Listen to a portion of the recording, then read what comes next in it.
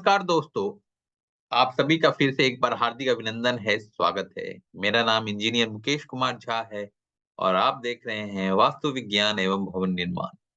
Hall, drawing room, living room की इस कड़ी में आज हम लोग चर्चा करने वाले हैं नैऋत्य कोण के लिविंग रूम के बारे में।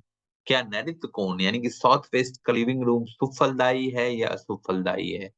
सुफलदायी है तो कैसे है और अशुभ फलदायी है तो इसका साइंस के हिसाब से, वास्तु के हिसाब से रिमेडी कैसे करें? तो चलिए वीडियो हम लोग शुरू करते हैं। सबसे पहले देखते हैं नैऋत्य कोण का क्या महत्व है हमारे वास्तुशास्त्र में।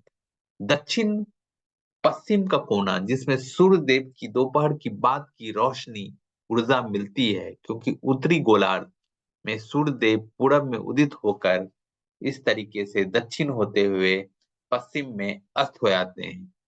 इनमें इंफ्रारेड रहता है जो कि हमारे लिए अच्छा नहीं माना जाता है। इसलिए उत्तर से आने वाली मैग्नेटिक चुंबकीय सकारात्मक ऊर्जा भी यहाँ आकर जमा होती है। उत्तर से सारी सकारात्मक चुंबकीय ऊर्जा, मैग्नेटिक ऊर्जा नैऋत्य कोण में, साउथ वेस्ट में जमा होती है।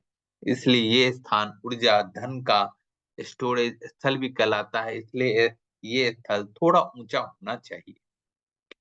इसलिए यहाँ खुले जगह, balcony, hall, drawing, living room आमतौर पर लोग नहीं बनाते हैं, अपना मास्टर बेडरूम बनाते हैं। अगर यहाँ पर अगर आपने बनाया है तो इसका वास्तु दोष निवारण कर लें। आप वीडियो में बने रहें, पूरा वास्तु दोष निवारण में आज आपको बताने वाला हूँ। नैऋत्य कोण का और क्या महत्व है साइंस के हिसाब से हम लोग देखते हैं। सूर्य देव और चंद्रमा का परिक्रमण पथ दो बिंदुओं पर करता है, जिसको कि छाया ग्रह कहते हैं, राहु और केतु। एक को डिसेंडिंग नोड कहते हैं, एक को असेंडिंग नोड कहते हैं। असेंडिंग नोड को राहु कहते हैं और डिसेंडिंग नोड को केतु कहते हैं। ये इमेजिनरी छाया ग्रह है। पृथ्वी के गुरुत्वाकर्षण के कारण ये हमारे जीवन में बहुत महत्वपूर्ण स्थान रखता है। क्योंकि हम लोग सभी जानते हैं, हम हमारे शरीर पर, हमारे पर पृथ्वी का गुरुत्वाकर्षण होता है और इन डिसेंडिंग नोड और असेंडिंग नोड यानी कि राहु केतु के गुरुत्वाकर्षण का भी असर पड़ता है। तो ये स्थान राहु केतु और पृथ्वी का स्थान है। इस कारण वास्तु में ये भारी स्थान माना जाता है, क्योंकि इस स्थान पर यहाँ पृथ्वी का और राहु केतु का गुरुत्वाकर्षण बल काम करता है। ये स्थान स्थिरता प्रदान करता है। इसलिए जिसको मेहमान की लंबी साथ या साथ चाहते हैं या मेहमान अधिक समय तक रुके, हॉल यहाँ बना सकते हैं। तो यहाँ वैसे लोग हॉल बनाए जिनको कि मेहमान चाहते हैं कि लंबी समय तक उनके घर में रुकें, उनका घर में रुके रहें बहुत लंबी समय तक, उनके साथ अच्छी मित्रता बने, तो यहाँ आप लिविंग रूम बना सकते हैं। नैऋत्य कोण का और भी महत्व है। पंच तत्व में क्षिति पृथ्वी का यह स्थान है जो कि जीवन देती है और भरण पोषण भी करती है। इसलिए ये स्थान उन लोगों के लिए अच्छा है जो कि अपनी कमाई से घर चला रहा है और कमाई पर्याप्त है, अर्थात घर का मुखिया।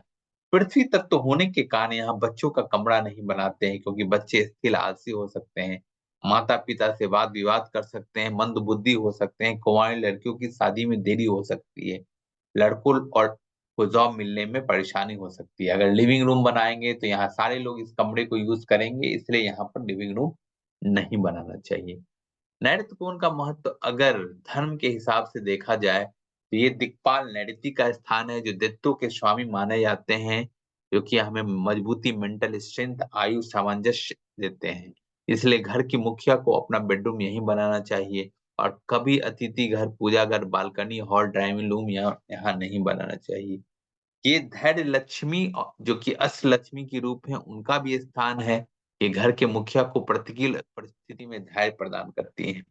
अगर ये स्थान दूषित हो गया, अगर लिविंग रूम में अगर आपने कुछ ऐसा काम किया जिससे ये दूषित हो गया, तो यहाँ धन, जॉब की हानि हो सकती है, ये पारिवारिक कलह हो सकता है, जीवन की भी हानि हो सकती है। तो दोस्तों, लिविंग रूम में हमने देखा कि आमतौर पर लोगों को दक्षिण पश्चिम में नहीं बनाना चाहिए। फिर भी आपकी मजबूरी है, दक्षिण पश्चिम में इस तरीके से मजबूरी आ गई कि लिविंग रूम है, तो उसका वास्तु दोष निवारण कैसे करें, ये आगे हम लोग वीडियो में देखते हैं। स्टोन, पत्थर, ग्लोब से वास्तु दोष निवारण कैसे करें? मान लिया जाए ये हमारा लिविंग रूम है जिसमें ऊपर में उत्तर है, नीचे दक्षिण है, राइट हैंड पर पूरब है, लेफ्ट हैंड पर पश्चिम है। तो हॉल ड्राइंग लिविंग रूम के दक्षिण पश्चिम में ब्राउन टुम्बलेट स्टोन पत्थर आप इस तरीके से रख सकते हैं। बाजार में मिलता है ब्राउन कलर का पत्थर, जो कि एक प्रतीक प्रतीक है भारी का, यहाँ भारी जो है इसको बनाएगा।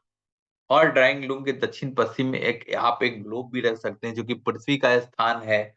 तो ब्राउन कलर का ग्लोब यहाँ ले आके आप रखेंगे, जो कि सिंबॉलिक रिप्रेजेंटेशन है पृथ्वी का। तो इससे एक वास्तु दोष आपका दूर हो सकता है। तो ये बहुत ही सरल उपाय है। ये उपाय के अलावा एक और उपाय आप कर सकते हैं, जल या झूला से वास्तु दोष निवारण कर सकते हैं। उसी कंस्ट्रक्शन में जिसमें ऊपर में उत्तर है, नीचे दक्षिण है, राइट हैंड पर पूरब है, लेफ्ट हैंड पर पश्चिम है।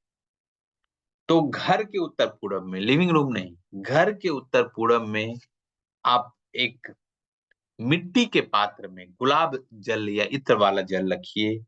हर दिन सुबह में ये जल बदलिए, पुराना जल किसी पौधे में डाल दीजिए और ताजा गुलाब जल भर लीजिए। मैं हमेशा कहा है दोस्तों, ये 100 वास्तु दोष का एक निवारण है। और मैं फिर से रिपीट कर रहा हूँ, ये आपको मिट्टी के बर्तन में, ये घर के पूरे फ्लैट के या का कंपाउंड का जो है ईशान कोण में आपको ये रखना है। और ड्राइंग रूम अगर आपके दक्षिण पश्चिम में है, तो वहां एक झूला लगाइए, ड्राइंग रूम की शोभा बढ़ेगी। उस झूले के पर घर का मुखिया बैठना चाहिए। इस झूले के झूलने से जो हमारी मैग्नेटिक एनर्जी यहाँ स्टोर हो रही थी, वो फिर से रीस्टोर हो जाएगा। ये दूसरा उपाय था। एक और तीसरा उपाय हम लोग देखते हैं रंग से। रंगों का हमारे वास्तु में बड़ा ही महत्वपूर्ण स्थान है। तो क्या होना चाहिए? मिट्टी का रंग पीला सबसे उत्तम रंग है दीवारों के लिए, क्योंकि ये स्थान मिट्टी का स्थान है, पृथ्वी का स्थान है। पीला दक्षिण पश्चिम के हॉल ड्राइंग लिविंग रूम के वास्तु दोष निवारण के लिए जरूर करना चाहिए। आपको पीला रंग इस्तेमाल करना चाहिए। अगर पर्दा है, अगर बेडशीट है वहां पर, उसका भी रंग आप वास्तु अनुसार रख सकते हैं। क्या नहीं होना चाहिए? डार्क रंग, काला रंग, लाल रंग इस्तेमाल कभी ना करें दोस्तों। वैसे भी हॉल में ये डार्क रंग, काला रंग, लाल रंग इस्तेमाल नहीं करना चाहिए। हर जगह एक सा रंग इस्तेमाल ना हो। दीवार, छत, पर्दा, बेडशीट का अलग-अलग रंग होना चाहिए। छत का रंग आप व्हाइट रख सकते हैं। पौधों से कैसे वास्तु दोष निवारण करें? लिविंग रूम बनाया है, लिविंग रूम में एनर्जी, पॉजिटिव एनर्जी जनरेट करने के लिए, वहाँ की अल्ट्रावायलेट एनर्जी कम करने के लिए हम लोग पौधे का सहयोग ले सकते हैं। तो कौन-सा पौधा लगाएँ? Benjamin black ficus. Benjamin black ficus ultraviolet rays को सोख लेता है और कम रोशनी में भी बहुत अच्छा पौधा ये माना जाता है।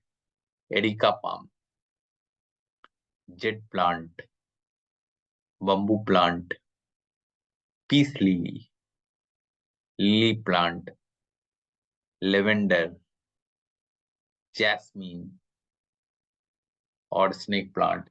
इन 9 प्लांट में से कोई एक सा प्लांट भी अगर आप लगाते हैं लिविंग रूम में, भारी गमले में अगर प्लांट लगाते हैं, तो ये बहुत ही अच्छा है आपके वास्तु दोष निवारण के। बड़े-बड़े गमले में आप, ये दक्षिण-पश्चिम का स्थान है, पृथ्वी तत्व आपको जनरेट करना है वहाँ पे, तो ये पौधा ज़रूर लगाएँ। अब हम लोग देखते हैं नाइन्थ कौन के लिविंग रूम में क्या छोटी-छोटी कुछ बातें हम करें कि हमारा वास्तु दोष दूर हो जाए। दक्षिण पश्चिम की हॉल ड्राइंग लिविंग में भारी फर्नीचर रखिए। जैसा कि मैंने बताया, लोहे का झूला रख सकते हैं आप। अगर दक्षिण पश्चिम का लिविंग रूम खुला है और धूप आ रहा है, तो कम से कम दोपहर के समय उसमें कवर करके रखिए, पर्दा डाल के रखिए। दक्षिण पश्चिम के हॉल ड्राइविंग रूम में भारी गमले रख सकते हैं, जैसा कि मैंने आपको बताया। क्या नहीं होना चाहिए?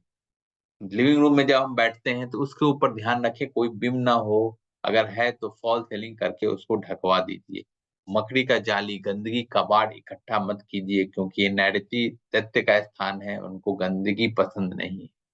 तो दोस्तों, लिविंग रूम से संबंधित, नैऋत्य कोण से संबंधित आपको ये मेरा वीडियो कैसा लगा? कमेंट करके बताइए। अच्छा लगा तो लाइक कीजिए, मेरे चैनल को सब्सक्राइब कीजिए। आपका दिन शुभ हो। बहुत-बहुत धन्यवाद।